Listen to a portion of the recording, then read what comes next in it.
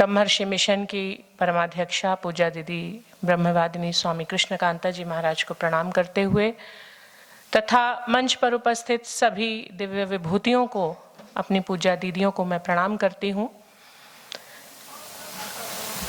बहुत समसामयिक विषय है वैश्विक महामारी में भारतीय जीवन पद्धति का महत्व, और लगभग उसके सभी अंगों पर यहाँ पर चर्चा हुई और बहुत हेल्दी डिस्कशन यहाँ पर अभी तक चल रहा था। और सभी विषयों को मिलाकर और सभी विषयों पर सुनने के बाद एक केवल बिंदु है जो मैं सोचती हूँ कि इन सब का जो सार तत्व है वो ये है कि इनडिसिप्लिन, असंयमित जीवन जो है वही इस महामारी का कारण है। आप लोगों में से शायद कुछ लोगों ने देखी हो या ना देखी हो, हमें किसी ने सजेस्ट की, हमने कुछ दिन पहले एक इंग्लिश मूवी है, लगभग 1.5 घंटे की मूवी है जो 2011 में बनाई गई थी और उसका नाम है कंटेजियन। कंटेजियन जो पिक्चर है उसको अगर आप देखें तो ऐसा लगेगा कि क्या वाकई किसी भविष्य के दृष्टा ने वो पिक्चर बनाई है। जो आज के समय में हो रहा है ठीक वही सब उस पिक्चर में दिखाया गया। हमें भी जब बताया गया और हमने देखी, मैंने और मैत्रेयी ने, तो हम लोग बिल्कुल दंग रह गए। मेरा ये मानना है कि इस महामारी के माध्यम से प्रकृति ने अपने आप को रीसेट मोड में डाला है। हमारा असंतुलित जीवन, अनुशासनहीन जीवन, अनुशासनहीन भोजन, अनुशासनहीन जीवन जीने की हमारी पद्धति, इसने मनुष्य को इतना लापरवाह बना दिया कि मनुष्य को ये लगने लगा कि हम जैसे चाहें हम अपने जीवन को भी चला सकते हैं और इस दुनिया को भी चला सकते हैं। और सबसे पहला इफेक्ट जब ये वैश्विक महामारी आई और पूरी दुनिया में लॉकडाउन हुआ तो सबसे पहला उसका पॉजिटिव, नेगेटिव इफेक्ट्स बहुत सारे हमने अभी सुने, लेकिन मैं समझती हूँ कि इसके बहुत सारे पॉजिटिव इफेक्ट्स भी हमारे समाज पर और इस पूरे दुनिया में आए हैं। और सबसे बड़ा इफेक्ट जो हम लोगों ने देखा वो था नदियां, पहाड़, पॉल्यूशन फ्री पूरा एनवायरनमेंट। हम तो नदी के किनारे रहते हैं, नर्मदा जी के तट पर हम लोग रहते हैं और नर्मदा जी के जल की स्वच्छता का लेवल जो बढ़ा उसके हम प्रत्यक्षदर्शी हैं। पहले हम हमारा स्वभाव है, हम लोग रोज निकलते हैं जब भी आश्रम से, तो सबसे पहले नर्मदा जी दर्शन करने जाती हूँ मैं, तब कहीं और जाती हूँ। हर रोज नर्मदा जी दर्शन करने के पीछे कारण अपना स्वांतः सुखाय होता था, लेकिन क्योंकि फ्रंट लाइन वॉरियर्स की तरह हॉस्पिटल के सेवा से जुड़े होने के कारण लॉकडाउन में भी एक भी दिन हमें तो आश्रम में रहने नहीं मिला, हमें रोज जाना पड़ता था अपने काम के लिए। लेकिन हर रोज की तरह नर्मदा जी दर्शन करने भी मैं जाती थी और नित्य प्रति हम नर्मदा जी के जल में जो चेंज आता हुआ दिखा, पहले लोगों की लापरवाही नर्मदा जी के जल की सतह के ऊपर तैरती हुई दिखाई देती थी। अपने घर का पूजा का निर्माल्य, हवन सामग्री, पूजा के फूल, अगरबत्ती, लोगों को लगता है कि हम उसमें प्रवाहित करेंगे तो हमें पुण्य की प्राप्ति होगी, लेकिन लॉकडाउन हुआ तो वो सब प्रवाहित होना बंद हो गया और उसका पॉजिटिव इफेक्ट नर्मदा जी के जल में दिखाई देने लगा। जो जल पहले ऊपर से गंदला, मैला और थोड़े डार्क कलर का दिखाई देता था, लगभग 1 महीने के अंतराल के बाद उसमें मछलियां और नीचे के पत्थर बिल्कुल साफ दिखाई देने लगे। गंगा जी में भी यही हुआ और धीरे धीरे फिर न्यूज आने लगी कि जालंधर से हिमालय दिख रहा है, सहारनपुर से मसूरी दिखाई दे रहा है। तो ये सब मनुष्य की अति थी जो इस वैश्विक महामारी में बंद हुई। ये एक बात। हम लोग अपनी भारतीय जीवन पद्धति में भोजन जो था वो शुद्ध सात्विक भोजन, जैसा कि गीता में भी भगवान ने भोजन का, सात्विक भोजन की जो डेफिनेशन दी है, हम उससे कहीं ना कहीं दूर होते गए हैं। आज हम भले वो कामकाज की दौड़ में, लोगों की फास्ट लाइफ की दौड़ में देखें तो प्रेजर्वेटिव से युक्त भोजन हर व्यक्ति कर रहा है, परंतु हमारे यहाँ प्राचीन जो भोजन पद्धति थी वो बिल्कुल सीधा सादा सात्विक भोजन था, गर्म भोजन खाने का हमारे यहाँ रिवाज था। और सबसे बड़ी बात, आज के 1 साल बाद भी अगर आपको वो भोजन खाना है तो उसमें हमारे यहाँ हो सकता है कुछ लोगों को विषयांतर लगे, लेकिन मुझे लगता है कि ये विषय इंपॉर्टेंट है कि हमारे यहाँ भोजन में प्रयोग होने वाले अचार, मसाले, ये हमारे भारतीय जीवन पद्धति का एक बहुत महत्वपूर्ण अंग रहा है, क्योंकि उन अचारों में बरियां बनाना, पापड़ बनाना, अचार बनाना, उनमें जो हमारे औषधीय मसाले प्रयोग होते थे उनका एक अपना प्रभाव हमारे स्वास्थ्य के ऊपर हुआ करता था। हमारे बड़े बुजुर्ग जो अचार बनाते थे, सालों साल रखे हुए अचार खराब नहीं होते, लेकिन हम उन अचारों में कभी भी प्रेजर्वेटिव्स का इस्तेमाल नहीं करते। आज हम अचार भी घर पर बनाना भूल गए हैं, बाजार से बना बनाया अचार लेते हैं, उनमें सब में प्रेजर्वेटिव्स डले रहते हैं।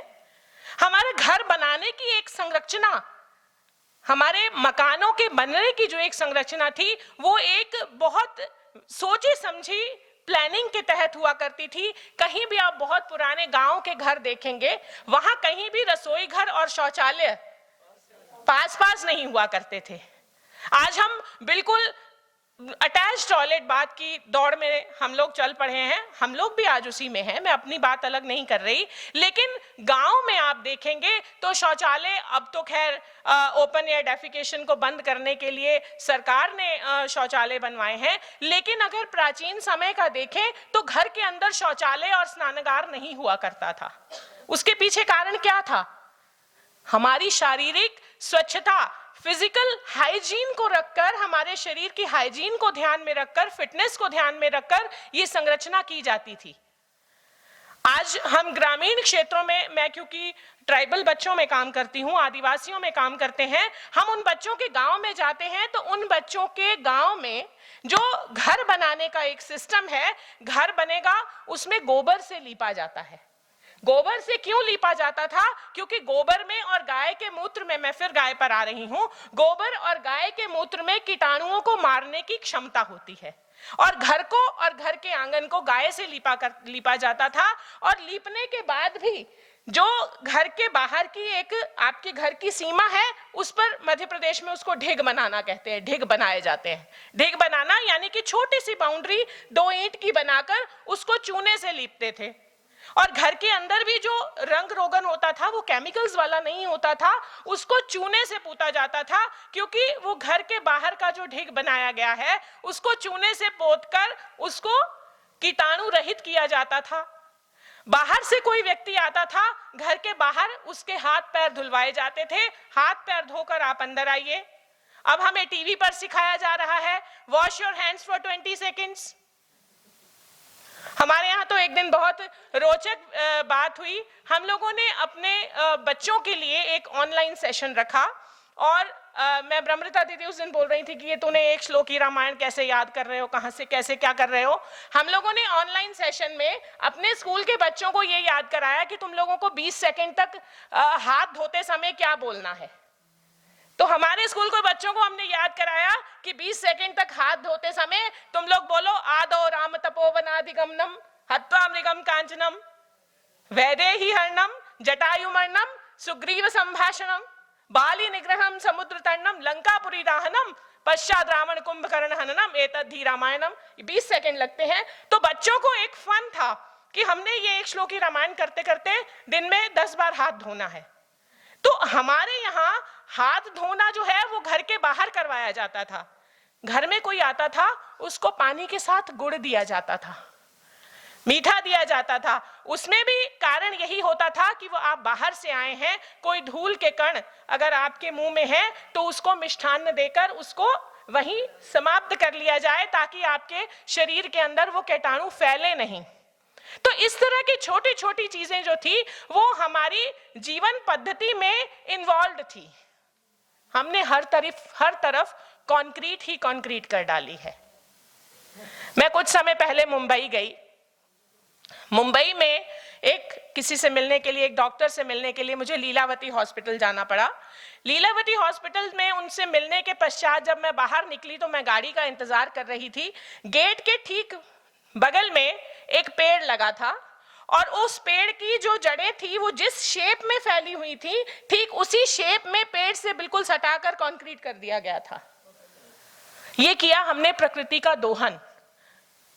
फिर जब फ्लड्स आते हैं, जब अकाल पड़ते हैं, तब हम प्रकृति को दोष देते हैं। जब हमने पानी को धरती के अंदर जाने के लिए कोई स्थान ही नहीं छोड़ा, कंक्रीट का जंगल सब जगह खड़ा कर दिया है, तब हम केवल प्रकृति के नहीं, हम पूरी मानवता के दोषी हैं। तो मेरे कहने का अभिप्राय कि इस पूरे कोविड पीरियड में, मैंने खुद भी कोविड को बहुत नजदीक से देखा है, पेशेंट्स के साथ काम करने के नाते मुझे भी कोविड हुआ, लेकिन मैं आई वुड लाइक टू से वेरी प्राउडली कि हम लोग बहुत लकी हैं कि हम भारत में हैं। भारत में जिस ढंग से कोविड पेशेंट्स की संभाल हुई है, दुनिया के किसी देश में नहीं हुई। मेरी बहुत सारे देशों के लोगों से बात होती है। एक हमारा बहुत क्लोज परिवार है लंदन का, विजय शर्मा, बड़ी दीदी के बहुत, भारती दीदी के बड़ी दीदी के बहुत क्लोज ये लोग हैं। उनके पूरे परिवार को कोविड हुआ, ये न्यू स्ट्रेन। और न्यू स्ट्रेन में मेरे पास उनका फोन आया कि दीदी हम तो सब कोविड में पड़े हैं और शर्मा जी को तो एम्बुलेंस से हॉस्पिटल भेज दिया है। तो मैंने ऐसे बिल्कुल सीधे ही पूछा, मैंने कहा आप लोगों को दवाई घर पर दी गई है या कैसे कर रहे हैं, आप लोग कैसे कर रहे हैं? बोले हमें कौन पूछ रहा है, हम तो जीपी से बात भी नहीं कर सकते, डॉक्टर से बात भी नहीं कर सकते, हमें तो सीधे कह देते हैं घर पर रहो, 10 दिन बंद रहो, घर में अपने आप ठीक हो जाओगे। और मुझे स्वयं को जब कोविड हुआ तो हमारे अपने जो सर्कल के डॉक्टर्स थे उनको अगर अलग कर दिया जाए तो सरकारी कोविड केयर सेंटर से हमें दिन में 3 बार मुझे फोन आता था, ऑक्सीजन लेवल पूछा जाता था, आप स्टीम ले रहे हैं कि नहीं, आपका ऑक्सीजन लेवल कितना, आपका फीवर कितना है, आपका पल्स कितनी है।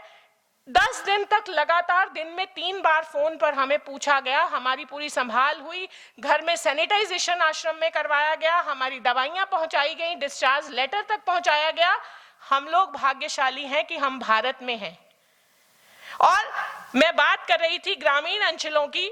हम लोगों को लगता था भारत की आबादी इतनी ज्यादा है कि भारत में कोविड का बहुत बुरा असर होगा और सबसे ज्यादा प्रभावित होंगे ग्रामीण क्षेत्र, क्योंकि ग्रामीण लोग जो हैं ये अशिक्षित हैं और अशिक्षा और अज्ञानता के कारण वहां कोविड बहुत ज्यादा फैलेगा। मजेदार बात यह हुई कि जितने ग्रामीण अंचलों के लोग थे वो कोविड से बच गए। क्यों? हमारा हॉस्पिस जो है वो गांव में है, तो रास्ते में कई गांव आते हैं। जब मैं बाईपास से जाती हूं तो हर गांव के बाद उन्होंने बाहर बांस लगा के रास्ता बंद कर दिया था। मेरे को ये लगा कि अमेरिका, इंग्लैंड के लोग, जैसे अभी श्रेया जी बात कर रही थी कि अमेरिका वाले ऑब्जेक्ट कर रहे हैं कि आप हमारी फ्रीडम छीन रहे हैं, हम लोगों को घर में रिस्ट्रेन कर रहे हैं, वो लोग बगावत पर उतर आए। ग्रामीण क्षेत्रों में लोग इतने जागरूक थे कि अगर बाहर से गांव का कोई बच्चा नौकरी करता है और वो घर वापस आया है तो उन्होंने गांव के बाहर ही विद्यालय में या सामुदायिक भवन में उसके रहने की व्यवस्था कर दी। जो वहां पर आंगनवाड़ी कार्यकर्ता थे उन्होंने गांव में उनको जाने ही नहीं दिया। इस कारण गांव जो थे वो ज्यादा सुरक्षित थे। गांव के बच्चे तालाब में नहा रहे थे, गांव के बच्चे पेड़ से आम तोड़कर खा रहे थे और स्कूल से छुट्टियां तो थी ही, वो तो मौज उनकी थी ही। सबसे बड़ी मौज ये थी। और एक दिन पूज्य बाबा कल्याण दास जी महाराज से बात हो रही थी तो मैंने कहा बाबा जी आप अभी कहाँ हैं? तो बोले सबसे एक बात सुनो, सबसे अधिक मौज बाबाओं की हुई है।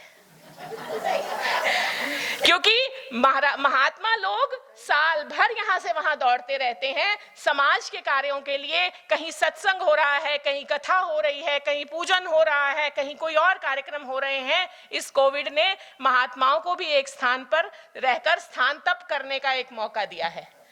हमारी बड़ी दीदी भी तब से यहीं पर है। तो मेरे कहने का अभिप्राय कि कोविड ने हमें बहुत कुछ सिखाया है। फिजिकल डिस्टेंसिंग तो सिखाई है, लेकिन इमोशनल अटैचमेंट भी सिखाई है, इमोशनली अटैच होना भी सिखाया है। जो बच्चे बाहर रहते थे वो वर्क फ्रॉम होम के नाते घर पर रहकर काम कर रहे हैं। लोग कोविड में अपने स्वास्थ्य के प्रति अधिक जागरूक हुए हैं। लोगों ने योग भी किया, ML शर्मा जी ने और कन्हैया लाल जी ने योग की भूमिका पर उन्होंने चर्चा की। लोगों ने आयुर्वेद को अपनाया। सबसे बड़ी बात, हम एलोपैथी के पीछे दौड़ रहे थे, लेकिन कोविड ने दुनिया को आयुर्वेद सिखा दिया। जो काढ़ा आज हमारे घर घर में कोविड में बंट रहा है, सरकार काढ़े को बांट रही है, ये तो हमारे प्राचीन ऋषियों की देन है। आज विदेशों में जगह जगह काढ़ा का जो फॉर्मूला है, लोग उसको अपना रहे हैं। लोग फोन पे पूछते हैं कि इसमें इंग्रेडिएंट्स क्या हैं। पुराने घरों में आज तुलसी का काढ़ा, अदरक का काढ़ा, दालचीनी, ये सब लोग पी रहे हैं। पुराने घरों की तो जीवन पद्धति थी कि जब तक घर में तुलसी कोट ना हो तब तक घर की संरचना जो है वो संपूर्ण नहीं मानी जाती थी। तो भारतीय जीवन पद्धति जो है, इसी के कारण भारत जो है वो इस वैश्विक महामारी से लड़ने में सक्षम हुआ है और बहुत हद तक जीता भी है। ये ठीक है कि शुरुआत में इस रोग की नेचर के कारण और इसके प्रभावों के कारण बहुत जानकारी नहीं थी, इसलिए उसमें लॉस भी हुआ, लेकिन हम फिर भी बहुत सौभाग्यशाली हैं कि हम लोग भारत में हैं और अब तो वैक्सीन आ गई है। वैक्सीन जैसे जैसे लगती जाएगी, भारत स्वयं भी एकत्वम मनुपश्यतः की दृष्टि से एक बात और मैं अवश्य कहना चाहूंगी कि इस वैश्विक महामारी में एकत्वम मनुपश्यतः की जो अवधारणा थी उसको और ज्यादा स्ट्रॉन्ग किया है।